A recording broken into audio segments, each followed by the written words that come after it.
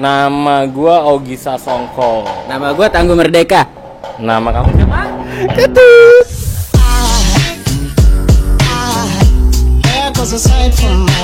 Nama gua Ogi Sasongko. Pekerjaan gua video editor. Gua mulai ngedit dari zamannya Pentium 2. Render weddingan masih capture playback mini DV. Kalau acara weddingannya sejam, gua harus real time mengcapture tuh 1 jam. Itu tahun 2004 2005-an. Awal pertama gua bikin video tuh buku tahunan SMA.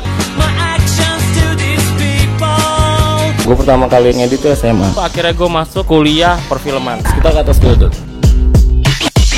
Untuk jadi editor video pertama lo harus tahu teknisnya dulu sih. Lo harus pelajarin dulu teknis ya, cara motong video. Jadi lo harus tahu dulu tuh prinsip-prinsip teknis dari ngedit video. Nah itu lo bisa cari dari YouTube. Project panjang tuh bisa ada banyak hal. Entah itu dari communication antara produser PH sama produser agency, atau kebalikannya. Di proses shootnya ada yang salah, storyboard kurang, frame kurang, salah FPS, salah setting warna. Jadi banyak faktor lah, banyak problem-problem lah. Yang justru benar-benar hilang tuh adalah disiplin manpowernya tuh. Karena nggak disiplin itu semuanya diserahin ke editor lah. Jadi kalau bercandaan di antara editor adalah ketika lo teriak-teriak tepuk tangan it's rap,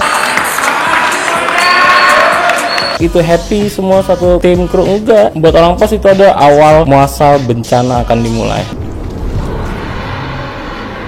Jadi secara mental lo harus siap ketika director ngomong. Mental nomor 1. Kalau gue pribadi ya, prinsip gue adalah bukan learning by doing, tapi learning by jumping. Jadi gue nyemplung dulu, abis itu gue di dalam baru belajar. Gue setiap ketemu director baru tempat buat belajar sebenarnya. Jadi the way cara dia ngedirect sebuah video emang beda-beda, dan beda-beda itu bisa jadi sebuah pelajaran sebenarnya buat editor. Akhirnya editor tuh jadi director, belajar dari director itu. Kita orang paling bisa ngeblend.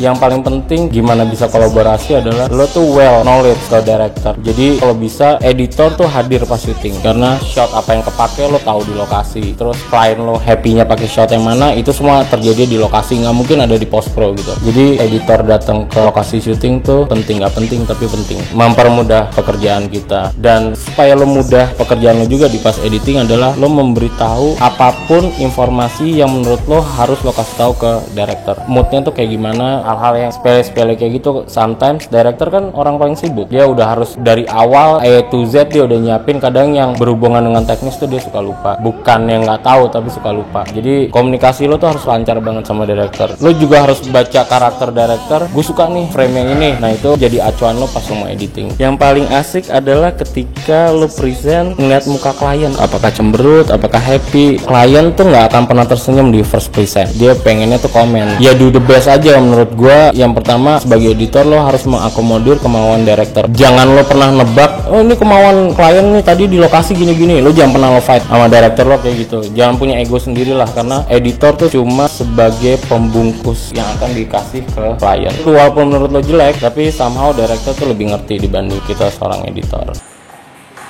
Ya segini.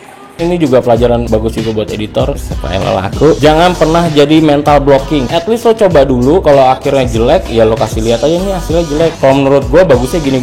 Sometimes seorang editor paham visual, klien kita nggak paham visual. Jadi kita harus ngasih lihat dulu nih contohnya. Emang effort 2 kali kerja, tapi itu yang bikin lo laku pada akhirnya. Nggak susah kok, everything gampang lah. Pertama yang harus lo tanya tuh directornya. Begitu lo tahu siapa, lo riset hasil directornya itu apa, tipe shotnya apa, dia suka transisinya model kayak gimana. Jadi ketika lo ngedit nanti lu udah tahu nih karakter si director tuh seperti apa. Jadi itu udah dijamin lo pasti bakal dipakai. Kemauan lo riset director yang nge-hire lo itu penting banget sih. Kepoin dulu dari Instagramnya, dari YouTube-nya, itu kelihatan banget. Bisa nebak director Tangguh karakternya seperti apa,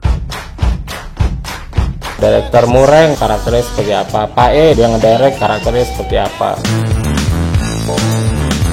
Paris karakternya seperti apa.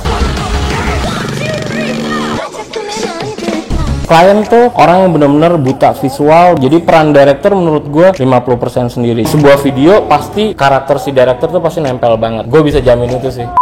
I'll be back.